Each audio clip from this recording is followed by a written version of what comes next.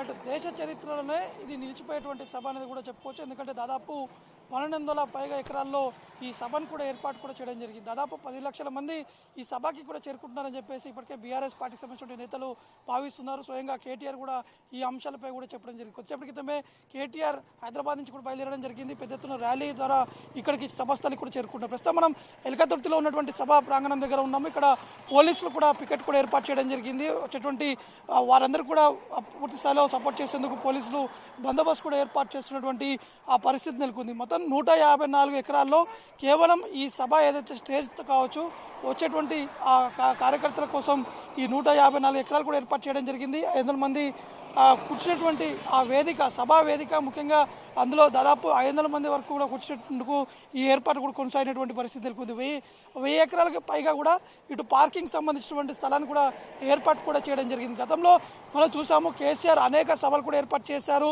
ఇటు హైదరాబాద్లో ఏర్పాటు చేయడం జరిగింది. ఖమ్మం జిల్లాలో అతిపెద్ద సభ కూడా ఏర్పాటు చేయడం జరిగింది. కానీ వరంగల్లో ఉద్యమం సమయంలో ఏర్పాటు చేసినటువంటి సభలు కావచ్చు. కానీ ఇది అన్నిటికంటే అతిపెద్ద సభ అని కూడా చెప్పుకోవచ్చు. 2001లో ప్రారంభమైనటువంటి టీఆర్ఎస్ పార్టీగా ప్రారంభమైనటువంటి ఈ పార్టీ 2022లో బీఆర్ఎస్ పార్టీగా మారింది. దాదాపు 14 ఏళ్ల పాటు ఉద్యమ పార్టీగా ఉన్నటువంటి పార్టీ దాని తర్వాత 9.5 ఏళ్ల వరకు ఇటు అధికారంలో ఉన్నటువంటి పార్టీ ఖచ్చితంగా మళ్ళీ అధికారంలోకి వచ్చేటువంటి దిశగా కేసీఆర్ కూడా ఈ వ్యూహాలు కూడా రచిస్తున్నటువంటి సిచ్యువేషన్ నెలకొంది. అయితే చాలా రోజుల తర్వాత అంటే గతంలో జరిగినటువంటి ఎన్నికల తర్వాత మొదటిసారి కేసీఆర్ బయటకు రావడం జరిగింది. అతిపెద్ద సభను కూడా ఏర్పాటు చేసి కేసీఆర్ కొన్ని కీలకమైనటువంటి వ్యాఖ్యలు కూడా చేసేటువంటి అవకాశాలు ఉన్నాయి. కాబట్టి చాలామంది ఈ సభా ప్రాంగణానికి చేరుకునేందుకు ఇప్పుడిప్పుడే జనాలందరూ కూడా ఇటు ఎల్కతుర్తి సభా ప్రాంగణానికి కూడా చేరుకోవడం జరుగుతుంది. ఎక్కువగా ఎండ తీవ్రతగా ఉంటుంది కాబట్టి మొదటనే ఇవన్నీ గమనించిన తర్వాత ఇక్కడ ఉన్నటువంటి నిర్వాహకులు కూడా కొన్ని మజ్జిగ ప్యాకెట్స్తో పాటు దాదాపు 10 లక్షల మజ్జిగ ప్యాకెట్లు కూడా తెప్పించడం జరిగింది. ఆల్రెడీ నిన్న రాత్రి ఇక్కడ కూడా డంప్ కూడా చేయడం జరిగింది. వారికి సంబంధించినటువంటి వాటర్ బాటిల్స్ కూడా స్వయంగా ఇక్కడ పీఆర్ఎస్ పార్టీ కూడా ఏర్పాటు కూడా చేయడం జరిగింది.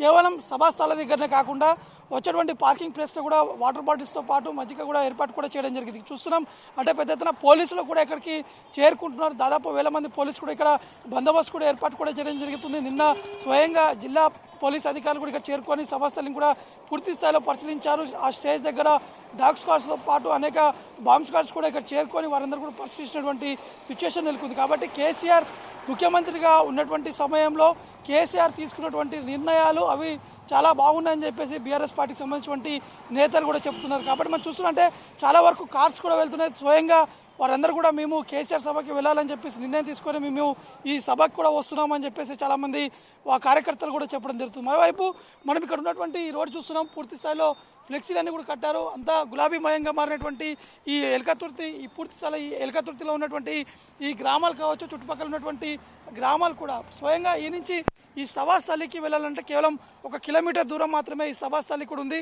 ఇక్కడి నుంచే పోలీసులు కూడా బందోబస్తు కూడా ఏర్పాటు చేస్తున్నారు. వచ్చేటువంటి వాహనాలు కొన్ని లక్షల వాహనాలు ఇక్కడికి చేరుకుంటున్నాయి. కాబట్టి ఆ వాహనాలని డైవర్ట్ చేసేందుకు పోలీసు కూడా ఇక్కడ ట్రాఫిక్ పోలీసులతో పాటు ఇక్కడ ఉన్నటువంటి లా అండ్ ఆర్డర్ పోలీసులు కూడా ఇక్కడికి చేరుకున్నారు. ఆ వాహనాలన్నీ కూడా డైవర్ట్ చేసేందుకు వారు ఇక్కడ ఏర్పాటు కూడా చేయడం జరుగుతుంది. మరోవైపు అనేక మంది ఇటు ఎడ్ల బండి ద్వారా కూడా ఇక్కడికి చేరుకుంటారు. కాబట్టి ఆ ఎడ్ల బండ్లని కొంత దూరంలోనే ఆపేందుకు కూడా వీరు ప్రయత్నాలు చేస్తున్నారు. ఎందుకంటే చాలా దూరం నుంచి ఇటు ఖమ్మం కావచ్చు, నల్గొండ, హైదరాబాద్, ఇటు రంగారెడ్డి చుట్టుపక్కల ప్రాంతాల్లో కావచ్చు, ఖమ్మం ఇంకా అనేక ప్రాంతాల నుంచి ఇక్కడికి చేరుకుంటున్నారు. కాబట్టి వారందరి కోసం సపరేట్గా కూడా ఏర్పాటు కూడా చేయడం జరుగుతుంది. చూస్తున్నాం బీఆర్ఎస్ పార్టీకి సంబంధించినటువంటి కార్యకర్తలు కావచ్చు, బీఆర్ఎస్ పార్టీ మాజీ ఎమ్మెల్యేలు కూడా చేరుకుంటున్నారు. మరోవైపు ఇక్కడ అంబులెన్స్ సంబంధించినటువంటి సర్వీస్ కూడా చూస్తున్నాము.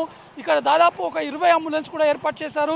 ఎందుకంటే ఎండ తీవ్రత ఎక్కువగా ఉంది కాబట్టి ఒకవేళ వడదెబ్బ తాకినా కూడా వెంటనే అంబులెన్స్లో ట్రీట్మెంట్ అందించేందుకు కూడా ఇక్కడ బీఆర్ఎస్ పార్టీకి సంబంధించినటువంటి నిర్వాహకులు కూడా ఇక్కడ ఏర్పాటు కూడా చేయడం జరుగుతుంది. మరోవైపు పార్టీకి సంబంధించినటువంటి విషయాలు కావచ్చు, పార్టీకి సంబంధించినటువంటి వారు కావచ్చు, పార్టీకి సంబంధించినటువంటి కార్యకర్తలు వారందరూ కూడా ఉద్యమ నాయకులు, ఇక్కడ ఉన్నటువంటి యూత్ కావచ్చు, ఇంకా అనేక ప్రాంతాల నుంచి ఈ సభా ప్రాంగణానికి చేరుకొని వారు సక్సెస్ చేసేటువంటి దిశ కూడా ఇక్కడికి చేరుకోవడం జరుగుతుంది. సుధా మరి కొద్దిసేపట్లో అంటే ఇది సభ సరిగా 2:30-3 గంటలకి ఈ సభ కూడా ప్రారంభం అవుతుంది. కాబట్టి ఇప్పుడిప్పుడే పార్టీకి సంబంధించినటువంటి ముఖ్య నేతలు కావచ్చు ఈ జిల్లాలో అంటే ఉమ్మడి వరంగల్ జిల్లా చాలా కీలకమైనటువంటి జిల్లా. అంటే ఈ బీఆర్ఎస్ పార్టీకి సంబంధించినటువంటి నేతలు ఎక్కువగా ఈ ఉమ్మడి వరంగల్ జిల్లా నుంచే ఎక్కువగా సభకి కార్యకర్తలు కూడా వచ్చేటువంటి అవకాశాలు ఉన్నట్టు కూడా వారు గెస్ట్ చేస్తున్నారు. మరోవైపు కరీంనగర్ జిల్లా ఇక్కడనే కరీంనగర్ ఆనుకొని కూడా అటు కరీంనగర్ జిల్లా కూడా ఉంటుంది కాబట్టి ఈ రెండు జిల్లాల నుంచి ఎక్కువగా ఎక్స్పెక్ట్ చేస్తున్నారు. ఎందుకంటే గ్రామాల నుంచి చాలామంది రైతులు వారు స్వయంగా ఇక్కడ చేరుకుంటున్నారు, కొంతమంది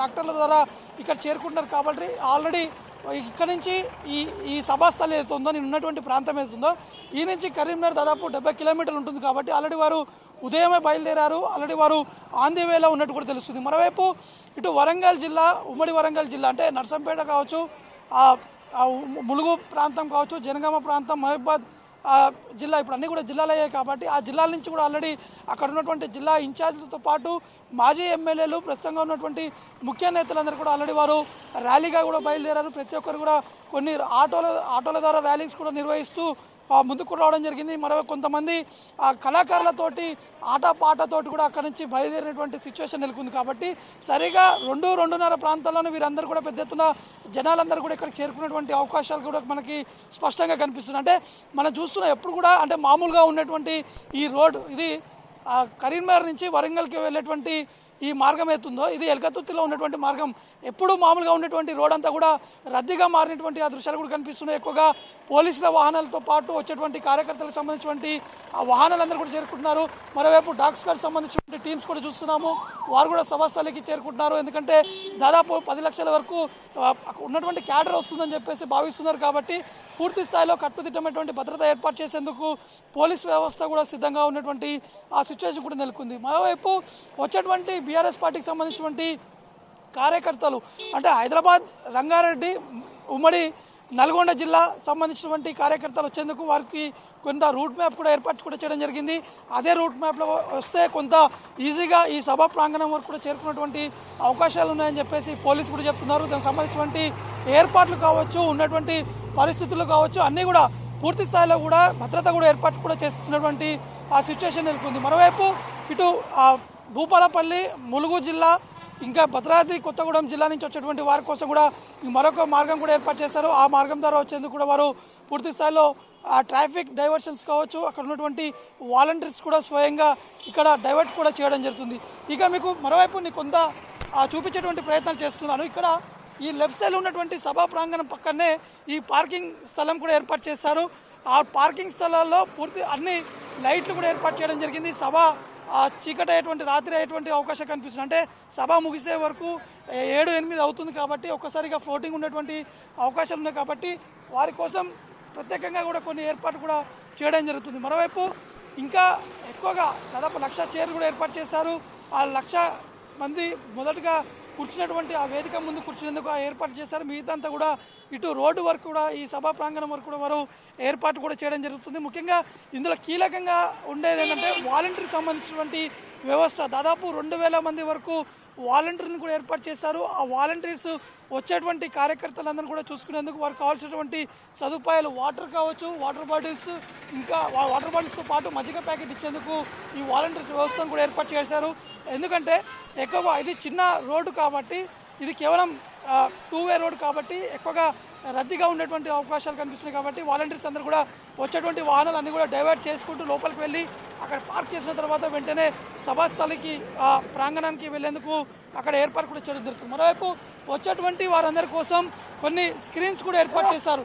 ముఖ్యంగా ప్రతి ఒక్కరూ కేసీఆర్ ఏం మాట్లాడతారు, ఎటువంటి నిర్ణయాలు తీసుకుంటారు, ఇంకా ఉద్యమం ఏ విధంగా ఉండబోతుంది, కేసీఆర్ మాటలు వినడానికి చాలామంది ఈ సభా ప్రాంగణం కూడా చేరుకుంటారు. కాబట్టి చాలామంది ఈ దూరం ఉన్నటువంటి వ్యక్తులు అక్కడ సభని చూడలేరు. కాబట్టి కొన్ని పెద్ద ఉన్నటువంటి LED స్క్రీన్స్ కూడా ఏర్పాటు చేశారు. ఆ స్క్రీన్స్ ద్వారా కూడా కేసీఆర్ మాట్లాడేటువంటి ఆ విషయాలు కావచ్చు, ఆ విజువలైజేషన్ చూసేందుకు ఈ ప్రత్యేకంగా ఈ స్క్రీన్స్ కూడా ఏర్పాటు కూడా చేయడం జరుగుతుంది. సుధా.